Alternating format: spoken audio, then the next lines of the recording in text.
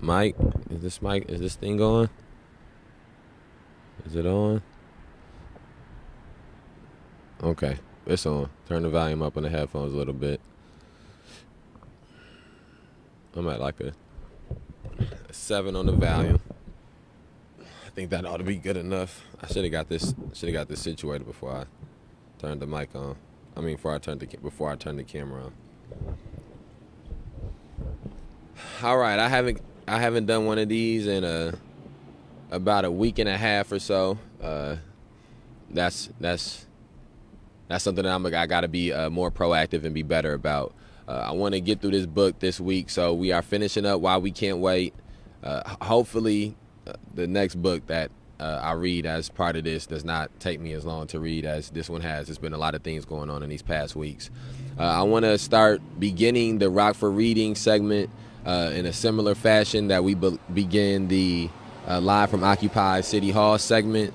And I want to do that by saying we came out here on October 2nd after Tyrus Jones, an unarmed black man, was shot while running away by the Rockford Police Department. We stayed out here through the occupation of City Hall, through the justification of that shooting. That officer went back to work. And then in January, that officer was involved in the assault of Denzel Duvant, unarmed black man who was beat while handcuffed brutally at the hands of the Rockford Police Department. There was no investigation. All of those officers continued to be on the force with no consequence. And then we continued our occupation of City Hall through that. Then on April 10th, 2021, Faustin Guaytigo was murdered by the Winnebago County Sheriff deputies, namely Winnebago County Sheriff Deputy Joseph Brulard, inside of his home. Then on April 11th, not even 24 hours later, Jose Gonzalez Jr. was shot while running. Mike out. Mike cut out. Oh, damn. Let me see. Mike cut out. Let me see. Oh, there we go. I got it. I think I got it. Okay. I don't know what the last audible thing. Okay, there we go. I don't know what the last audible thing was, but we continued through April 10th of with Jose Gonzalez Jr. being shot, and then we continued being out here through April 11th of Faustin Guaytigo. Excuse me. We continued being out here through April 10th of Faustin Guaytigo being murdered. Then we continued being out here from April 11th when Jose Gonzalez Jr. was shot by the Rockford Police Department while running away. Officer Owen McGinnis was the one who shot the young man, Jose Gonzalez Jr. And we have stayed out here at City Hall throughout all of those things.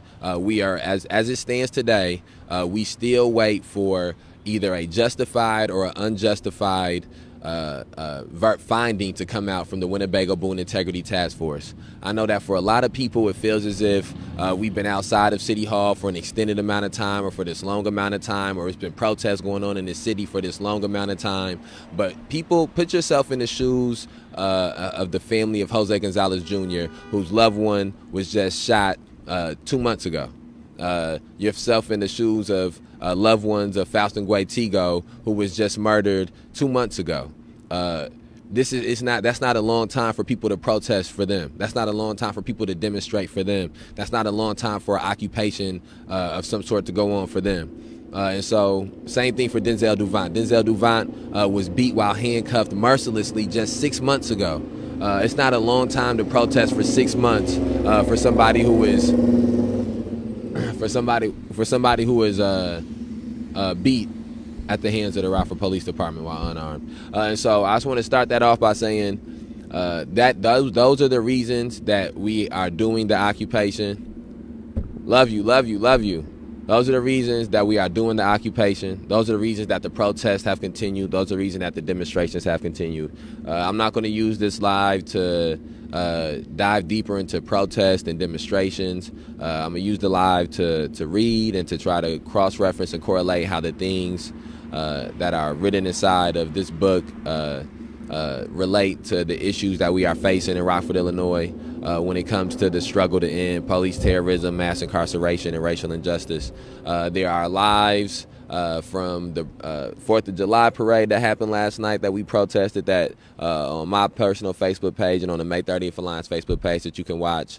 I'm banned on my personal page from Facebook for the next 7 days, so I'm not going to be on there. But if you can watch those live videos from the protest of yesterday. We also have live videos communicating things that happened at the protest yesterday on the May 30th Alliance page. So watch that. Later on today, we'll do another live and we'll talk some more about some of the things that happened yesterday at the 4th of July parade protest. But as it stands here, we are reading Why We Can't Wait by Dr. Martin Luther King Jr. We are, oh, don't tell me I lost the page. No. Okay, I got the page. We are on page 165 for anybody who may be tuning into this for the first time. What we do is a member of the May 30th Alliance reads a book and then while reading the book aloud, cross-reference how the things that are being presented in the book directly or indirectly relate to the issues that we are facing currently in Rockford, Illinois, in the struggle to end police terrorism, mass incarceration, and racial injustice. All right, so we on page 165. If you're watching it, go ahead and share this video. Among the many vital jobs to be done, the nation must not only radically readjust its attitude towards black people in the compelling present, but must incorporate in its planning some compensatory consideration for the handicaps they have inherited from the past. It is impossible to create a formula for the future which does not take into account that our society has been doing something special against the black people for hundreds of years. How then can they be absorbed into the mainstream of American life if we do not do something special for them now, in order to balance the equation and equip them to compete on a just and equal basis? And I think that what should be remembered as we go through and we read these things, that this book was written in 1963. The main mode of racial discrimination and racial injustice that was going on and was being used was segregation and Jim Crow in the South. And again, what people should understand about Jim Crow is that even though Jim Crow is something that is used historically primarily to speak about the segregation of institutions like schooling and transportation and food, Jim Crow justice was something that is a very real thing. White vigilantism was something that was a very real thing in this time. And so even though, and again, I bring this up to say that a lot of people speak about things in the 60s as if none of those problems exist anymore, and we have a whole new set of problems. And in some light, that is true. I believe that's a half truth. Our problems look differently in 2021 than they looked in 1963, and we have made some steps further. We have made some advancements, but the things which we have not made advancements in, they have altered the perception of those things and used those things against us. And so it was a time where just being black made it so that you did not have the right to vote. And now in a lot of states, being convicted of a crime strips away your right to vote unless you go through a certain process or pay a certain fee. And we know that in this country, black people are disproportionately charged with crimes, disproportionately convicted for crimes. So then this law that effectively discriminates, this voting discrimination law that is there, it is going to be something that's going to be disproportionately affected upon black people. And so even though that doesn't look the same as just saying, well, if you're black, you can't vote, it still is having the same effect because the law is disproportionately being used on black people. So any kind of consequences of breaking the law, or any type of consequences from being convicted of breaking the law is going to disproportionately affect black people. Let's get back in here. I double talked through some of that. I ain't did this in like a week and a half. I'm rusty. Whenever this issue of compensatory or preferential treatment for black people is raised, some of our friends recoil in horror. The black people should be granted equality, they agree, but they should ask nothing more. On the surface, this appears reasonable, but it is not realistic. For it is obvious that if a man is entered at the starting line in a race 300 years after another man, the first would have to perform some impossible feat in order to catch up with their fellow runner. Several years ago, Prime Minister Nehru was telling me how his nation is handling the difficult problem of the untouchables, a problem not unrelated to the American black people's problems.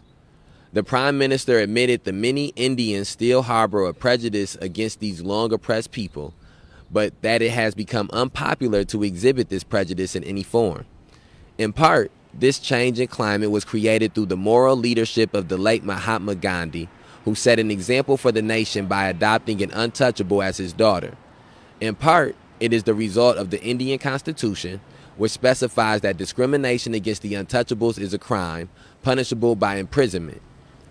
The Indian government spends millions of rupees annually developing housing and job opportunities in villages heavily inhabited by untouchables. Moreover, the Prime Minister said, if two applicants compete for entrance into a college or university, one of the applicants being an untouchable and the other of high caste, the school is required to accept the untouchable. Professor Lawrence Reddick, who was with me during the interview, asked, but isn't that discrimination? Quote, well, it may be, the Prime Minister answered, but this is just our way of atoning for the centuries of injustices we have inflicted upon these people. America must seek its own ways of atoning for the injustices she has inflicted upon her black citizens. I do not to a realistic level. In facing the new American dilemma, the relevant question is not, quote, what more do black people want, end quote, but rather, quote, how can we make freedom real and substantial for our black citizens? What just course will ensure the greatest speed and completeness? And how do we combat opposition and overcome obstacles arising from the defaults of the past? End quote. New ways are needed to handle the issue because we have come to a new stage in the development of our nation and 10% of its people. The surging power of the black revolt and the genuineness of goodwill that has come from many white Americans indicate that the time is right for broader thinking and action.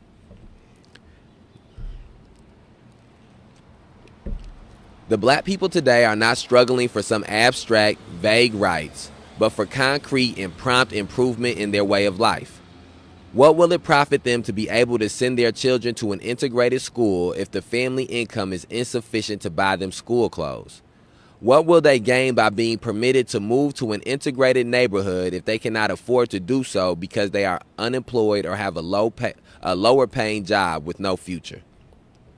And I think that segment right there is very important to take note to, because this was written in 1963, and I think that what a lot of people don't realize or don't maybe just don't have the time to do deep dives into is that in 1963, in the 1960s, 1950s, 1940s, you could be a black person living in a county that is majority white, majority black, right in the South. You're living in a county that's majority black. And let's say that you were a dentist, and because the county is majority black, all the black people got to go to a black dentist, and you have a monopoly on being a dentist because there's not a lot of black people with the opportunity to be a dentist. You can end up being having more money than your white counterparts that live in the same county, being more wealthy or being more rich than your white counterparts that live in the same county. But what you would not be able to do still is to live in the neighborhood in which people who are in your income level live at. You would still have to live in the black neighborhood, in the black area of the city. And now if you live in a city or a county where it's more affluent black people, maybe you have a more likely to have a middle class black neighborhood that you can be living in. But as it stands, most black communities have been we're not being given the same type of treatment, the same type of investment, the same type of resources by city and county governments. And so you could be one of the 10 richest people in the county, being black, and still have to live in the black area of town, which was not equal to whatever you were getting paid, right? So you have to deal with all the things that black people who maybe don't have those same opportunities to get paid have to deal with.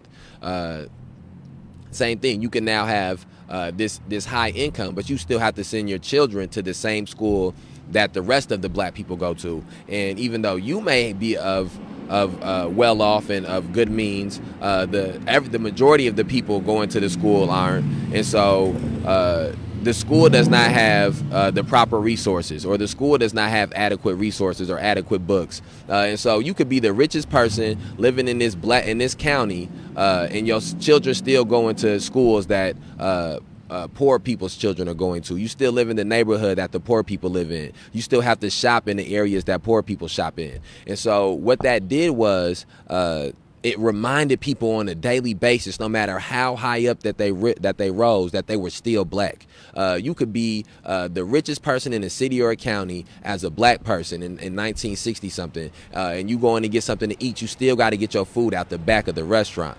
And so what happened was, as people fought for these things, as people fought for fought for integration and fought for the right for their children to go to better schools, fought for the right for their family to live in better neighborhoods, one of the things that ended up happening is the black people who did not have the opportunity to be a dentist, like this person we used as a metaphor, got forgotten about. The black people who didn't have the opportunity to send their children to these better schools, the black people who didn't have the opportunity to get the jobs to live in these better neighborhoods were forgotten about. And that's the danger of tokenism, and the danger of token integrationism is that a small amount of the minority get the benefits of it instead of the vast majority of the minority getting the benefits from it. And as Dr. King was speaking here, he was giving warning to those things. He was giving warning to those things. What will it profit them to be able to send their children to an integrated school, which now, if you black, you can send your child to whatever school that you want to, if you have the means to do so, and that's what he's going to say here. What will it profit them to be able to send their children to an integrated school if the family income is insufficient to buy them school clothes? What will they gain by being permitted to move to an integrated neighborhood if they cannot afford to do so because they are unemployed or they have a low-paying job with no future? And again, these were the things that ended up happening. And that's why we have to understand which places we have taken strides in and which places we have not taken strides in. And so the fight to be able to send the child to the integrated school has been fought and won in some manner or another.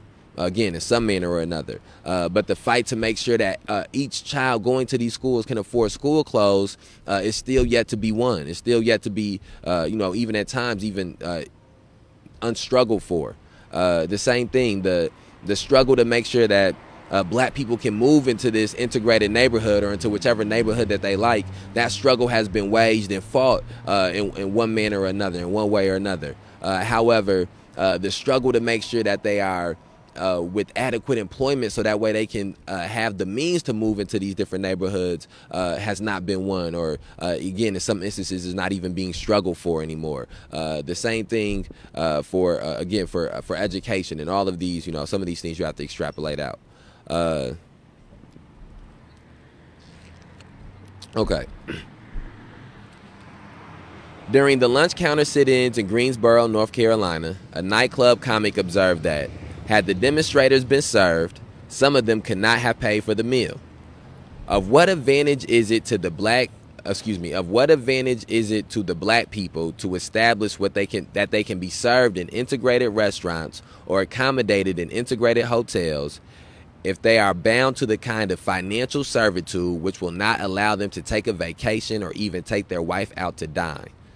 Black people must not only have the right to go into any establishment open to the public, but they must also be absorbed into our economic system in such a manner that they can afford to exercise that right. And again, that is the nuance of these issues. The nuance of this struggle is that it's not just enough to struggle for the ending of. It's not just enough to struggle for somebody to have the privilege to do something. You have to struggle for them to also have the opportunity to do it, because the privilege and opportunity are not the same thing. They're similar in ways. And again, when you are dealing with subtle, deceptive political figures and subtle, deceptive demagogues and subtle, deceptive political parties, they use these different ideas that are similar in concept as a weapon against people. You know, again, people, you'll get somebody up there, you'll get a white politician that'll tell you, yeah, I'm all for equality. All I want is equality. Everybody should be equal. I think everybody should be looked at equal. But what they won't say is equity. They believe in equity. They think that everything should be equitable. And again, that gets back to the sprint metaphor that Dr. King used. If somebody says, if for 100 years somebody done had, you know, we gotta do 100 years. If for 30 seconds of a race somebody done had a head start, in the race, it's a marathon. Somebody had a 30-second minute head start in the marathon, and then and they let the minute head start go. Whoever was the referee supposed to be making sure that things like that didn't happen, he let it go on. And so he got removed, and somebody else came in, and this person said, "I'm gonna make sure from now on, no more people gonna be able to start the race early. No more people gonna be able to go 30 seconds or a minute earlier." But what he won't do is give a head start to the people who got cheated in the last marathon, because that would be equity. And then in doing that, one of the things that happens is an admittance of the wrong that was done at the last marathon, the admittance is done in public. And then what also happens is now a risk of people, the fear of fair competition, or the fear of equitable society, and what that looks like, because a lot of people have benefited off of privilege and opportunity, and they don't understand the level in which they've benefited off of those things, and they have a fear of those things being removed from them. They have a fear of not having those things anymore. And so, again, it's not enough to just struggle for the right for somebody to live in a neighborhood if you are not going to also struggle for the right for them to be employed equitable, for them to have the fair opportunity to live in that neighborhood. If you're not going to struggle for the right for them to become educated, I thought that maybe those cops. All right, let me get back. I'm double talking. It's been a week. I ain't done this in like a week and a half. The struggle for rights is, at bottom, a struggle for opportunities. In asking for something special, the black people are not seeking charity. They do not want to languish on welfare rolls any more than the next man. They do not want to be given a job that they cannot handle. Neither, however, do they want to be told that there is no place where they can be trained to handle it. So with equal opportunity must come the practical, realistic aid which will equip them to seize it. Giving a pair of shoes to a man who has not learned to walk is a cruel jest. Special measures for the deprived have always been accepted in principle by the United States. The National Urban League, in an excellent statement, has underlined the fact that we find nothing strange about the Marshall Plan and technical assistance to handicapped peoples around the world, and suggested that we can do no less for our own handicapped multitudes. Throughout history, we have adhered to this principle. It was the principle behind land grants to farmers who fought in the Revolutionary Army. It was inherent in the establishment of child labor laws, Social Security, unemployment compensation, manpower, retraining programs, and countless other measures that the nation accepted as logical and moral. During World War II, our fighting men were deprived of certain advantages and opportunities. To make up for this, they were given a package of veteran rights, significantly called a, quote, Bill of Rights, end quote. The major features of this GI Bill of Rights included subsidies for trade school or college education, with living expenses provided during the period of study. Veterans were given special concessions enabling them to buy homes without cash, with lower interest rates and easier repayment terms. They could negotiate loans from banks to launch businesses, using the government as an endorser of any losses. They received special points to place them ahead in competition for civil service jobs. They were provided with medical care and long-term financial grants if their physical condition had been impaired by their military service. In addition to these legally granted rights, a strong social climate for many years favored the preferential employment of veterans in all walks of life. In this way, the nation was compensating the veterans for their time lost in school or in their career or in business. Such compensatory treatment was approved by the majority of Americans. Certainly, the black people have been deprived. Few people consider the fact that, in addition to being enslaved for 2 centuries, the black people were, during all those years, robbed of the wages of their toil. No amount of gold could provide an adequate compensation for the exploitation and humiliation of the black people in America down through the centuries. Not all the wealth of this affluent society could meet the bill, yet a price can be paid on unpaid wages. The ancient common law has always provided a remedy for the appropriation of the labor of one human being by another. This law should be made to apply for American black people. The payment should be in the form of a massive program by the government of special compensatory measures, which could be regarded as a settlement in accordance with the accepted practice of common law. Such measures would certainly be less expensive than any computation based on 2 centuries of unpaid wages and accumulated interest. I am proposing, therefore, that just as we granted GI Bill of Rights to war veterans, America launch a broad-based and gigantic Bill of Rights for the disadvantaged, our veterans of the long siege of denial.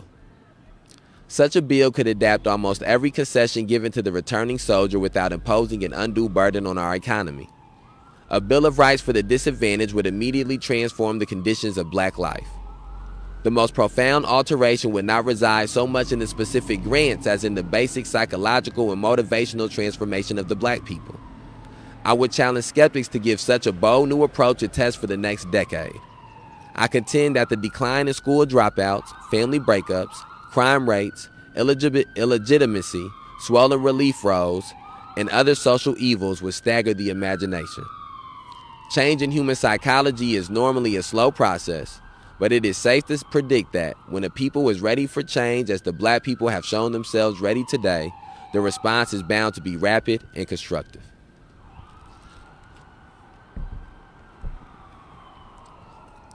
While black people form the vast majority of America's disadvantaged, there are millions of white poor who also would benefit from such a bill. The moral justification for special measures for black people is rooted in the robberies inherent in the institution of slavery.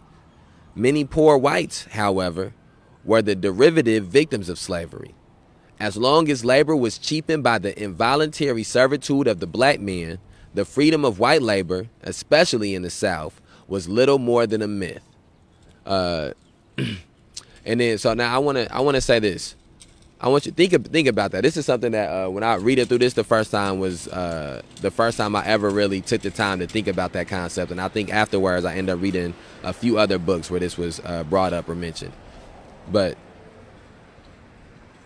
while black people form the vast majority of America's disadvantaged, there are millions of white poor who would also benefit from such a bill. The moral justification for special measures for black people is rooted in the robberies inherent in the institution of slavery, which everybody understands, everybody gets. Black people were enslaved, the physical toll that was taken on them, the fact that they weren't paid for their toil and their work. But this was and I don't mean that, I'm not trying to gloss over slavery for black people. I'm just merely trying to highlight this second half of this statement. Many poor whites, however, were the derivative victims of slavery. As long as labor was cheapened by the involuntary servitude of the black people, the freedom of white labor, especially in the South, was little more than a myth. And that's true. It is. If you were to extrapolate that, a lot of times, sometimes you have to really trace these things to the roots to understand the gravity of the ramifications of these people's decisions had. But there are plenty of families, of white families in the South, that could have accumulated wealth if their neighbor or the person living in the community across from them, the county across from them, wasn't able to just breed his workers, wasn't able to just buy 2 slaves and force them to breed and have. And I don't use the word breed because that is my personal opinion. That is what they were doing. And now those 2 workers can turn to 20 workers or 30 workers, and then he can pass those on to his children. And so now, as not only are they accumulating wealth from not having to pay their workers, from the product that their workers are generating, but they're also accumulating wealth in the form of having all of these slaves. They're also accumulating wealth in the form of They're also accumulating wealth in the form of being able to sell these slaves if they need to sell these slaves. And so those were, and then if you were white and you couldn't afford a slave, or you weren't in a position to have slaves, you were a working class person, you were trying to work, if they could teach the slave how to do it, train the slave how to do it, they don't got to pay you. And then even if they need you for a little bit, once the slave get the hang of it, they can cut you off, and they can always, and so these are, this is a deeper conversation for a different time, But I just wanted to, again, we're reading these things and cross-referencing how that affects where we're at right now today. And that's an aspect of slavery that is not spoken of. And I think that the reason it's not spoken of is because that is a psychologically unifying concept to get to. The fact that me and a white person can sit down and again, this is not equating these things to be anywhere near the same thing. But me and a white person can sit down and I can explain to them, if they got family that's from the South, how that grew up poor in the South, how slavery probably limited them being able to generate generational wealth. And so I'm going to continue. It was free only to bargain from the I'm going to start at the top again. While black people form the vast majority of America's disadvantaged, there are millions of white poor who would also benefit from such a bill. The moral justification for special measures for black people was rooted in the robberies inherent in the institution of slavery. Many poor whites, however, were the derivative victims of slavery. As long as labor was cheapened by the involuntary servitude of the black people, the freedom of white labor, especially in the South, was little more than a myth. It was free only to bargain from the depressed base imposed by slavery upon the whole labor market. Nor did this derivative bondage end when formal slavery gave way to the de facto slavery of discrimination. To this day, the white poor also suffer deprivation and the humiliation of poverty, if not of color. They are chained by the weight of discrimination, though its badges of degradation does not mark them. It corrupts their lives, frustrates their opportunities, and withers their education. In one sense, it is more evil for them because it has confused so many by prejudice that they have supported their own oppressors. And that's something that, is very prophetic when you think about the president that we just had, with Donald Trump being this man of means, who inherited this money from his family, who's had a TV show where he had celebrities come on and he's flaunting his money. When people have talked about him, they've always talked about, rappers would talk about him in the sense of they got money like Donald Trump, this man who was completely removed from poor white people, completely removed from working class white people. But he galvanized them through using race. Which has been something that has historically been done. The galvanizing of poor whites, the galvanizing of working class whites, by telling them any problems that they have is because of the black people. Any problems that they have is because of brown people, or it's because of Latinos, Latinas. It's because of the Hispanic community. It's because of the Middle Eastern community. It's because of the Muslim community. Even at depending at times and when it is, it's because of women. If they're trying to galvanize white men, it's women that is the reason that this is happening. If they're trying to galvanize straight white men, it's the members of the LGBTQ plus community are the reason that these things are happening. And that's always been a tool used by the establishment, a tool used by these institutions. And so once we have to get to a place of and this is not something that happens through just one dialogue or something that happens through one conversation or the listening of one audio book, or the reading of one book, or even the work done in a year, being an activist for a year, or struggling for a year.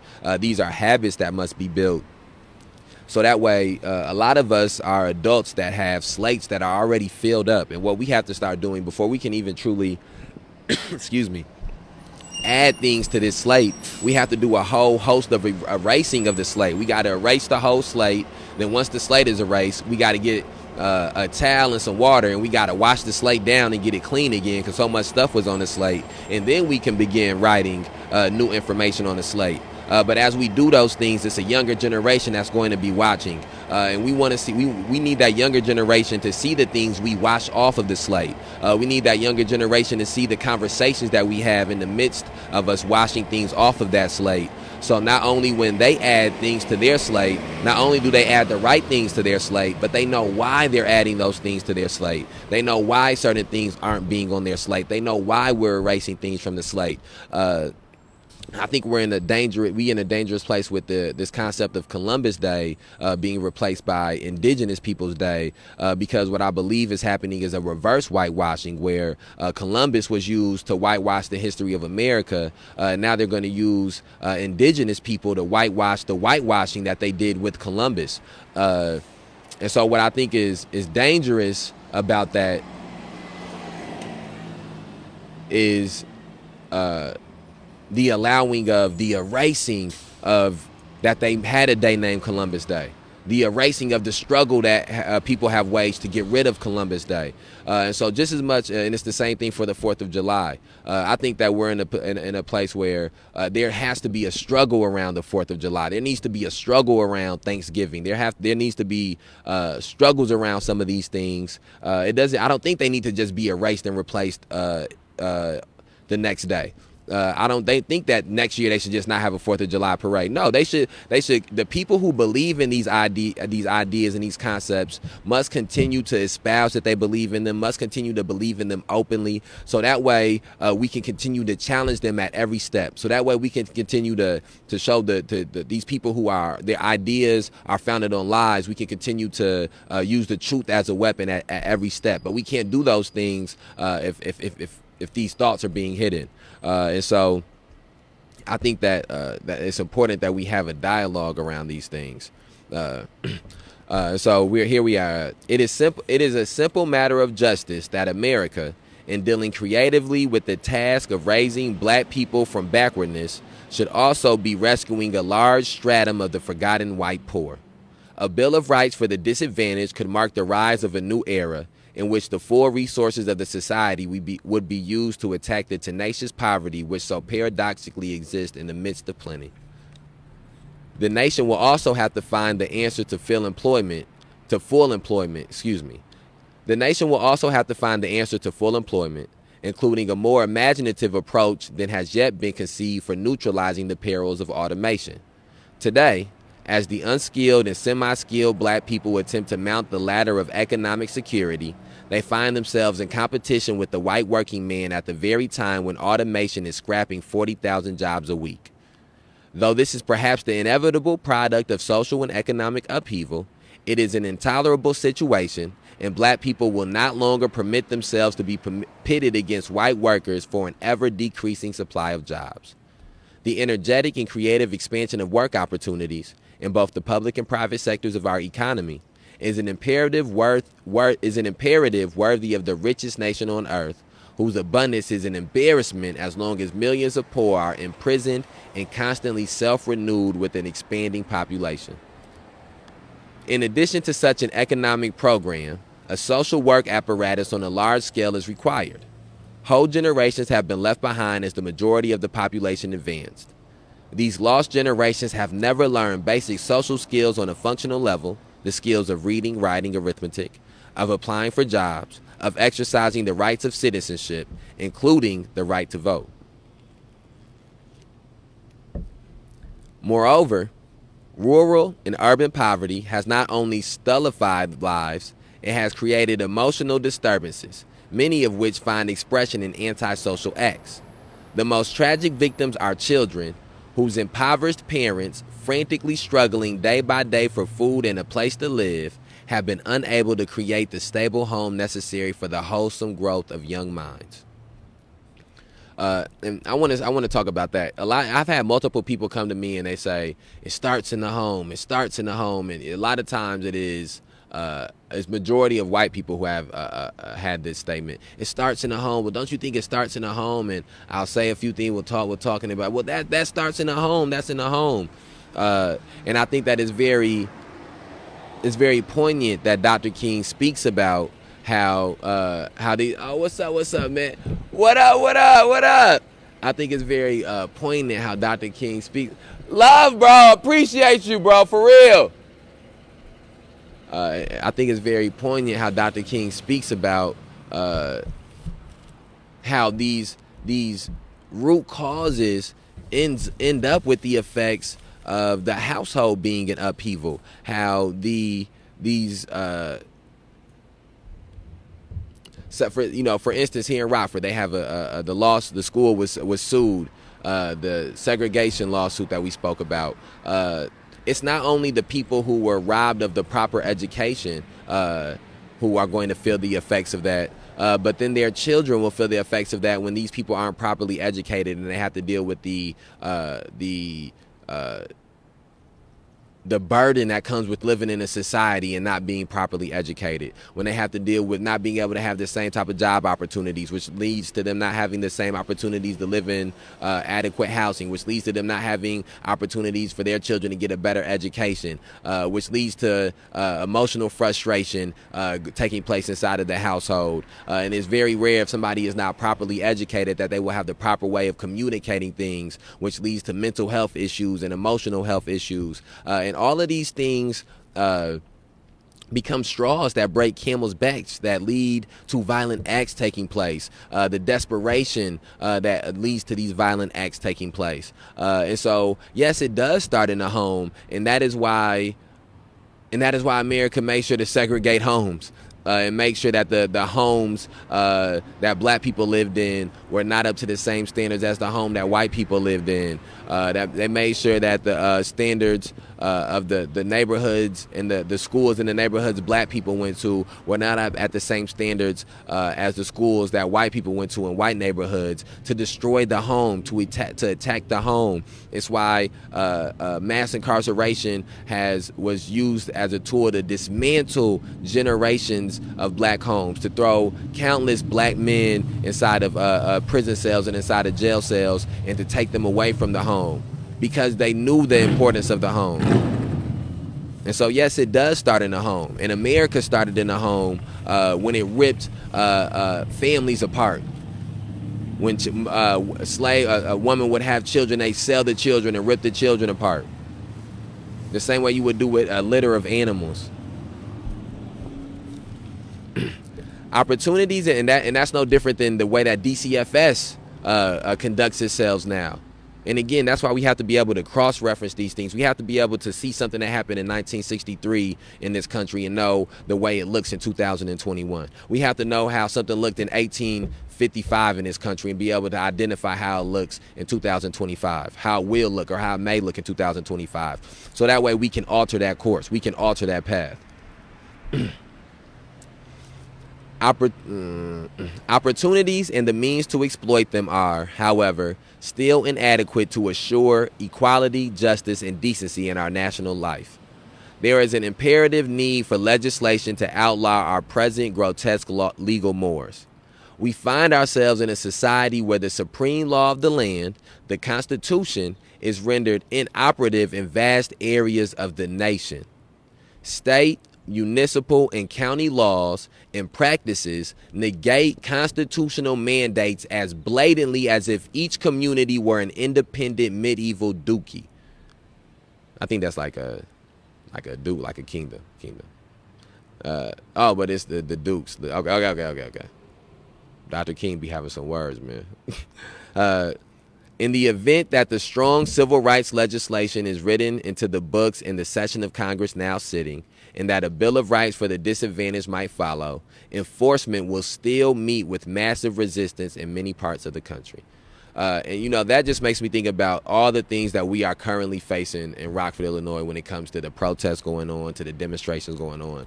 One of the things that somebody we have this running joke down here, like somebody came by today and was like talking about the chalk, and they was like, my girl didn't think that y'all could write this stuff on the chalk, and I'm telling her y'all can write this on the chalk. We can write this on the chalk. You can fuck the police. You can do it. We can do whatever. We can write whatever we want. We got freedom of speech. He was like, yeah. Like, fuck the police, and he kept walking. And I turned to Terry and I was like, we don't got no freedom of speech. And, you know, we just laughed because, yes, at the moment we are writing in the chalk, and we have not been arrested for writing in chalk. That's one aspect of freedom of speech. However, I have been arrested for holding a sign and protesting. That was my freedom of speech being deemed illegal.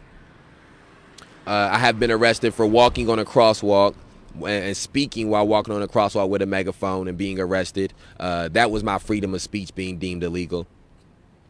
I have been arrested for writing in this same chalk, just in a different area, and that was my freedom of speech being deemed illegal. And that's happened for multiple people times over. Just at the last protest, the May 30th Alliance members were told that they can no longer use the megaphones and talking to the megaphones, which is freedom of speech being deemed illegal. And so, again, constitutionally, do we have the right to walk in a crosswalk? Yes. But because we find ourselves in a society where the supreme law of the land, the Constitution, which says we could do these things, is rendered inoperative in vast areas of the nation. This was in 1963, 60 years ago, that Dr. King was talking about these things. Almost 60 years ago, Dr. King was talking about these things. And these issues are still relevant here. They're still happening now. State, municipal, and county laws and practices, not just laws, but county laws and practices. Because that's the other thing that we have to take note of, is that we have been arrested for multiple things, but the things we have been arrested for, we have not been convicted of. A jury of our peers have not found us to be guilty of these things. So as it stands, it is not the law that is having us arrested, or the law that is the local law that is saying we don't have the freedom of speech, but it is the practices of the police department, the practices of the mayor, the practices of the county board, the practices of the Winnebago County Sheriff deputies, which are negating our constitutional mandates. In the 30s, the country was faced with a parallel challenge. Powerful and antagonistic elements all over the land were strongly resisting the efforts of workers to organize to secure a living wage and decent conditions of work. It is interesting to note that some of the states that today are opposing progress in civil rights were the same that defied the union's efforts during the 30s. Then, as now, the task of penetrating to thousands of communities in order to ensure the rights of their citizens over the opposition of hostile interests posed a substantial and complex challenge to federal power. The national government found a method of solving this problem. The Wagner Act was written, establishing the rights of labor to organize. Regional labor boards were appointed, armed with the power to ascertain facts, conduct elections, issue binding orders, and through the utilization of these powers to compel compliance. Of course, the strength of a newly aroused labor movement with the well-sharpened strike weapon stimulated cooperation. The twofold effect of a comprehensive law, backed by a zealous government and the power of organized labor, within a few short years transformed thousands of strife-torn, anti-labor citadels into orderly, unionized communities. A law designed to operate in the fashion of the Wagner Act may well be the answer to some of the problems of civil rights enforcement during the next decade. Recently, Senator Harrison Williams of New Jersey presented a bill to the Senate incorporating many similar proposals. Other senators searching for legislative solutions should be encouraged to consider measures along these lines. The pattern of future action must be examined not only from the standpoint of the strengths inherent in the civil rights movement, but simultaneously from a study of the resistance we have yet to face.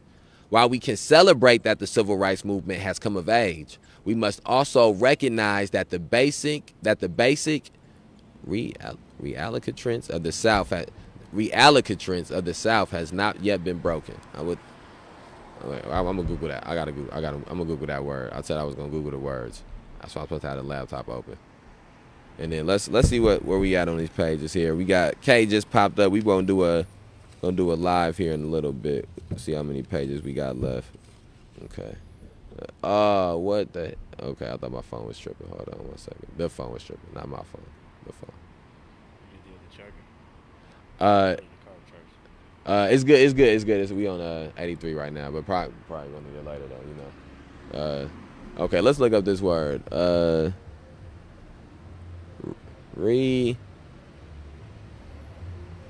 Recalcitrant. Okay. Here we go. Recalcitrant. Having an obstinately uncooperative attitude toward authority or discipline. Okay. That's how you should read. People that's reading, if it's any young people that's out there reading, that's how you should read. You see a word you don't know what it means, you should look it up. Reallocatrants. Okay. True, substantial progress has been made. It is deeply significant that a powerful financial and industrial force has emerged in some southern regions, which is prepared to tolerate change in order to avoid costly chaos. This group in turn permits the surfacing of middle-class elements who are further splitting the monolithic front of segregation. Southern church, labor, and human relation groups today articulate sentiments that only yesterday would have been pronounced treasonable in the region. Nevertheless, a deeply entrenched social force, convinced that it need yield nothing of substantial importance, continues to dominate Southern life. And even in the North, the will to preserve the status quo maintains a rock-like hardness underneath the cosmetic surface. Again, that's Dr. King saying, even in the North, in 1963 he said this, even in the North, the will to preserve the status quo maintains a rock-like hardness underneath the cosmetic surface. And again, that's exactly what's happening here. The murals that they are painting, that's the cosmetic surface. The mural that they have up here of this sign language, I think it's saying love, that is the cosmetic surface of the fact that right behind this City Hall building, Carla Red assaulted Ari as he was protesting, assisted in falsely arresting protesters.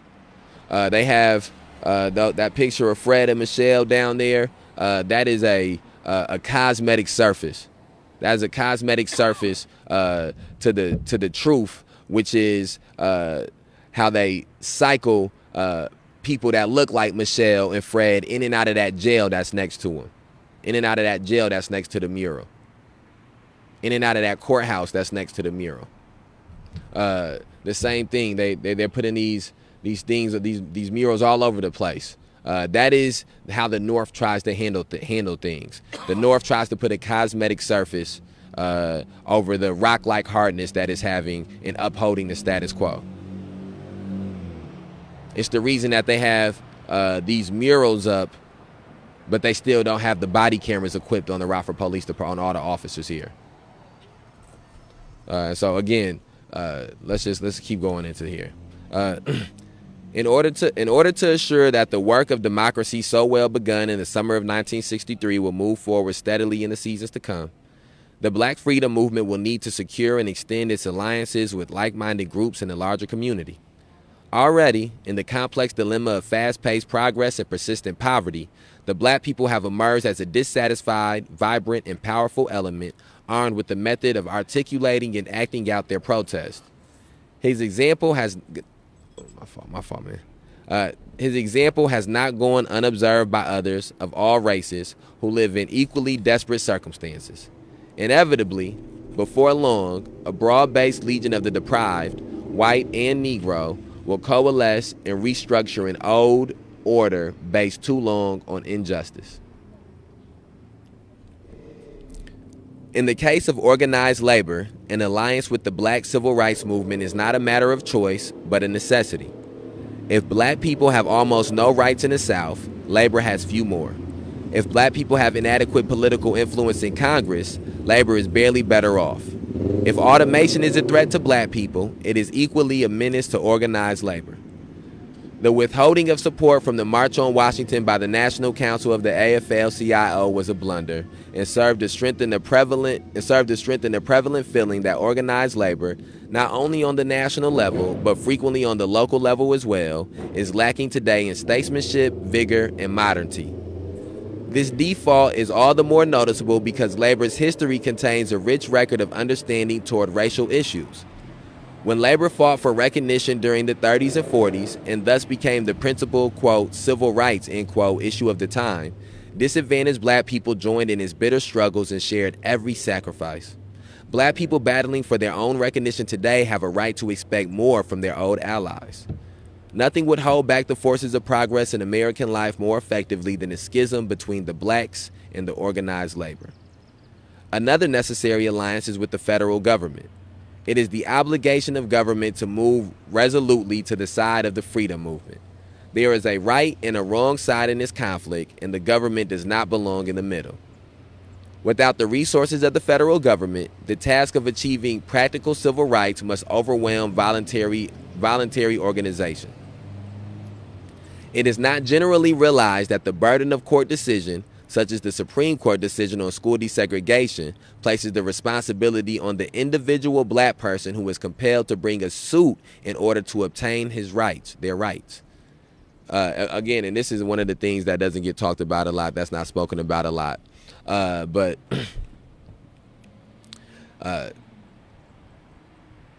say you lived in a city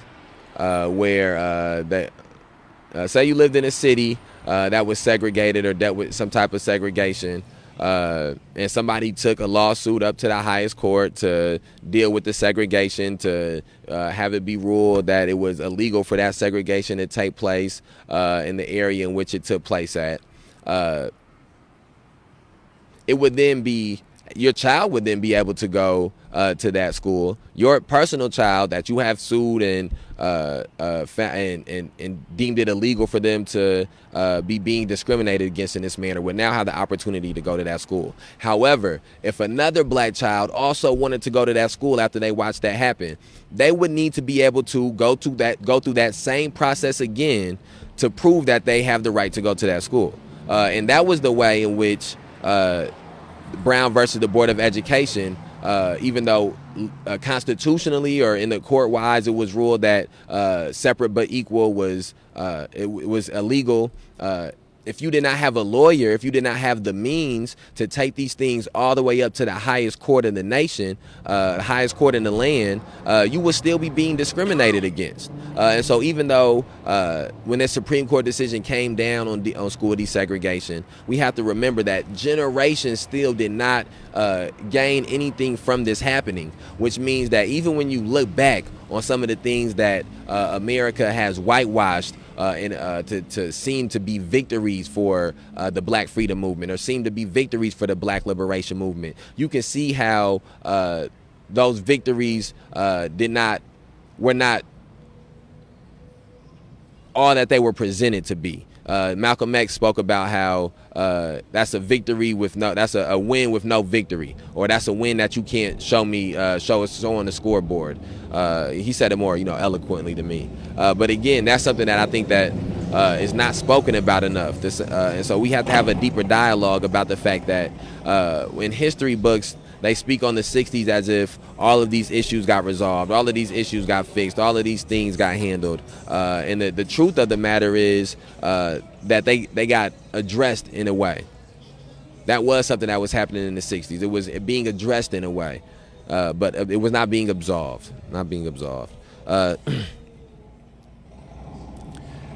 In effect, the most impoverished Americans facing powerfully equipped adversaries are required to finance and conduct complex litigation that may involve tens of thousands of dollars. To have shaped remedies in this form for existing inequities in our national life was in itself a concession to segregationists. The unsound consequences of this procedure are hampering progress to this day. A solution can only be achieved if the government assumes the responsibility for all legal proceedings, facing the reality that the poor and the unemployed already fight an unequal daily struggle to stay alive. To be forced to accumulate resources for legal actions imposes intolerable hardships on the already overburdened. Perhaps the most determining factor in the role of the federal government is the tone set by the chief executive in his words and his actions. In the past few years, I have met and talked with 3 presidents and have grown increasingly aware of the play of their temperaments on their approach to civil rights, a cause that all 3 have espoused in principle. No one could discuss racial justice with President Eisenhower without coming away with mixed emotions. His personal sincerity on the issue was pronounced, and he had a magnificent capacity to communicate it to individuals.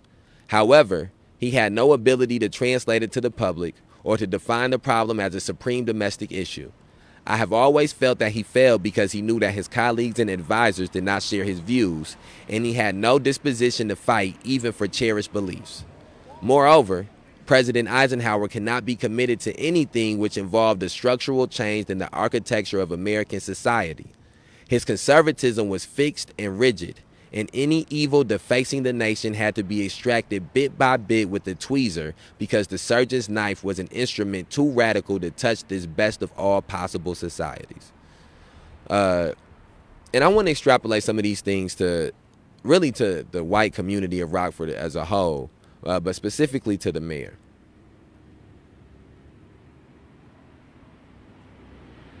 Moreover, Mayor Tom McNamara cannot be committed to anything which involved a structural change in the architecture of the Rockford society.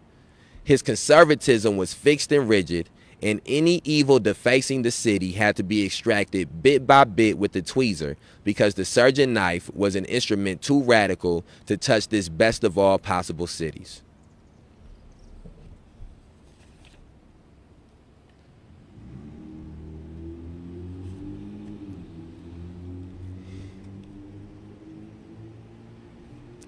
President Kennedy was a strongly contrasted personality.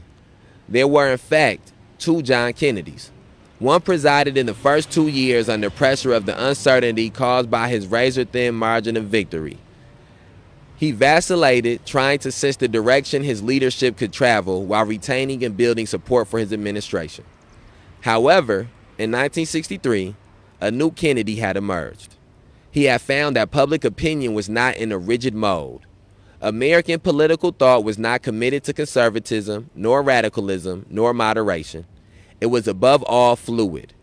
As such, it contained trends rather than hard lines, and affirmative leadership could guide it into constructive channels. President Kennedy was not given to sentimental expressions of feeling. He had, however, a deep grasp of the dynamics of and the necessity for social change. His work for international amity was a bold effort on a world scale. His last speech on race relations was the most earnest, human, and profound appeal for understanding and justice that any president has uttered since the first days of the Republic. Uniting his flair for leadership with the program of social progress, he was at his death undergoing a transformation from a hesitant leader with unsure goals to a strong figure with deeply appealing objectives. The assassination of President Kennedy killed not only a man, but a complex of illusions. It demolished the myth that hate and violence can be confined in an airtight chamber to be employed against but a few. Suddenly the truth was revealed that hate is a contagion, that it grows and spreads as a disease, that no society is so healthy that it can automatically maintain its immunity. If a smallpox epidemic had been raging in the South, President Kennedy would have been urged to avoid the area. There was a plague afflicting the South, but its perils were not perceived. Black people tragically know political assassination too well. In the life of black civil... Yeah, that Confederate flag? Yeah. They out here with Confederate flags. We reading Dr. King, Why We Can't Wait. They out here driving by with Confederate flags. Racist ass Rockford. That's good. That's good. That's good. We're gonna use that for the picture for the day, for the thread, for the Twitter thread. I'm gonna knock out this last little piece right here, and then we're gonna take a break, and then we'll be back with a live. We'll be back live doing a group discussion. Another live from Occupy City Hall.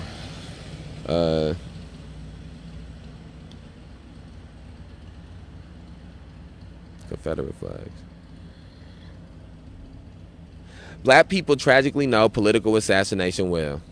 In the life of black civil rights leaders, the whine of the bullet from ambush, the roar of the bomb have all too often broken the night silence. They have replaced lynching as a political weapon. More than a decade ago, sudden death came to Mr. and Mrs. Harry T. Moore, NAACP leaders of Florida. The Reverend George Lee of Belzoni, Mississippi was shot to death on the steps of a rural courthouse. The bombings multiplied. 1963 was a year of assassinations. Medgar Evers in Jackson, Mississippi, William Moore in Alabama, 6 black children in Birmingham, and who could doubt that these two were a political assassination? The unforgivable default of our society has been its failure to apprehend the assassins. It is a harsh judgment, but undeniably true, that the cause of the indifference was the identity of the victims. Nearly all were black, and so the plague spread until it claimed the most eminent American, a warmly loved and respected president. The words of Jesus, quote, "Inasmuch as ye have done it unto one of the least of these my brethren, ye have done it to me," end quote, were more than a figurative expression. They were a literal prophecy. We were all involved in the death of John Kennedy. We tolerated hate. We tolerated the sick stimulation of violence in all walks of life. And we tolerated the differential application of law, which said that a man's life was sacred only if we agreed with his views.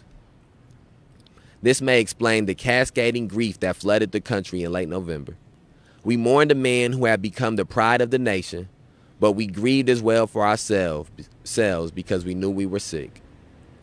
In sadness and remorse, the American people have searched for a monument big enough to honor John Kennedy. Airports, bridges, space centers, and highways now bear his name. Yet the foundations for the most majestic tribute of all were laid in the days immediately following his death.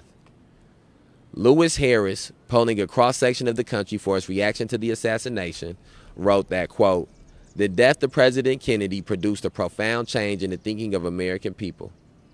A massive rejection of extremism from either right or left, accompanied by an individual sense of guilt for not working more for tolerance towards others," end quote.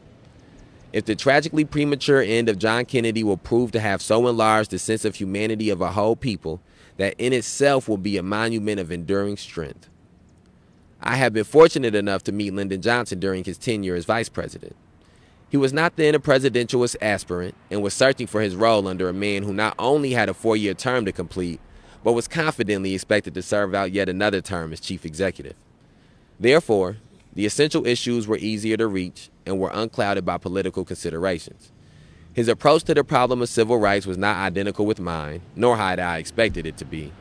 Yet his careful practicality was nonetheless clearly no mask to conceal indifference. His emotional and intellectual involvement were genuine and devoid of adornment. It was conspicuous that he was searching for a solution to a problem he knew to be a major shortcoming in American life. I came away strengthened in my conviction that an undifferentiated approach to white Southerners could be a grave error, all too easy for black leaders in the heat of bitterness. Later, it was Vice President Johnson I had in mind when I wrote in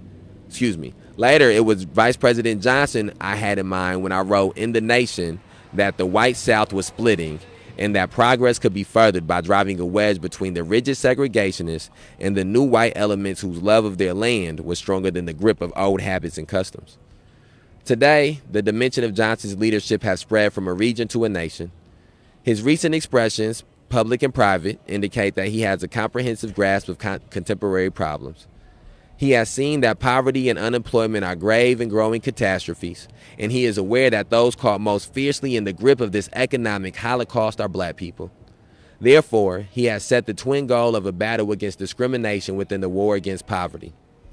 I have no doubt that we may continue to differ concerning the tempo and the tactical designs required to combat the impending crisis. But I do not doubt that the president is approaching the solution with sincerity, with realism, and, thus far, with wisdom. I hope his course will be straight and true. I will do everything in my power to make it so by outspoken agreement whenever proper and determined opposition whenever necessary. Okay, and then that brings us to page 183. We're going to take a break from the Rockford reading right there. We have 8 pages to go in this chapter, which will bring us to the afterword, which is a little lengthy. But we're almost done with this book. We're going to get this book wrapped up this week. I want to say we're going to get it wrapped up in the next 48 hours, but I think that might be a stretch. But again, we are reading Why We Can't Wait by Dr. Martin Luther King Jr. I 100% believe that the answers to the problems that we face presently, we can find them in the past. I 100% believe that. And so we are taking this time to educate ourselves, inform ourselves. In the midst of doing those things, we are also hoping to educate the people that are tuning along with us at home and watching along with us at home. Again, after this video live goes up on Facebook, we will also put this up. I'm sorry, my fault, Kay. We'll also put this up on YouTube. And the reason, and again, I encourage people to go out and get this book. We have the Rockford Community Library here. We should be finished with this book very shortly. If somebody wants to come and pick this up from here, feel free. We're trying to continue to slowly but surely add books to the library and continue with doing these Rockford readings. And again, we don't want to just be reading this to say that we read the book and have all of this information that we don't do anything with or that we're not comprehending. And so that's why as we go through and read it, we are cross-referencing the things that we're reading, how they may present themselves currently now, or how these issues present themselves in Rockford, Illinois, or how these issues present themselves in 2021. And so this was a good session. This was a good session. I had to get back in the groove. I double talked a little bit and stumbled over little things here or there, but it's all good. I want to end this video the same way I've been ending the lives. I'm trying to get into a good intros and outros for all of these videos, make them feel real series-like, you know what I'm saying? So I have been saying on the lives, I have been live from Occupy City Halls, I've been saying justice for. I think on here I want to say rest in power. So in the Rockford readings, we'll end it with rest in power. On the live from Occupy City Halls, we'll end it with justice for. But we want to say rest in power to Kerry Blake, rest in power to Logan Bell, rest in power to Geno Washington, rest in power to Jovan Fresco, rest in power to Mark Barmore, rest in power to Demetrius Bennett, rest in power to Philip Johnson, rest in power to Jasper Banks, rest in power to Suzette Babler, rest in power to Shannon Graves, rest in power to Faustin Guaitigo, rest in power to Mikey Guzman, rest in power to Lil Mike Sago, rest in power to Joseph McCormick, rest in power to Eddie Patterson. We outside.